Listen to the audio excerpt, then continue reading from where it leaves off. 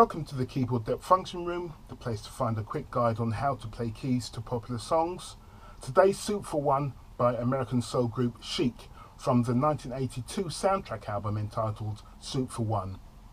Soup for One was an American sex comedy film which was a box office failure and only memorable really for the soundtrack, which included other hits such as Chic's I Want Your Love and the club classic Why by Carly Simon.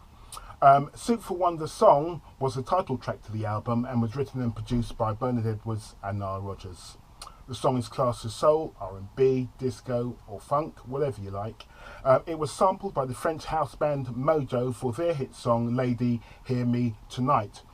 With regards to keyboards, there's a digital piano, an electric piano and synth pads, so it's difficult to hear exactly what's being played because the guitar is so dominant as well in the song.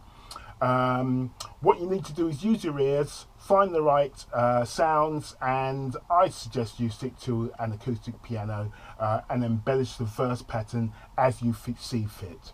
The song is in the key of A minor. As usual, you'll find the song arrangement and basic chord sheet in the description box below this video.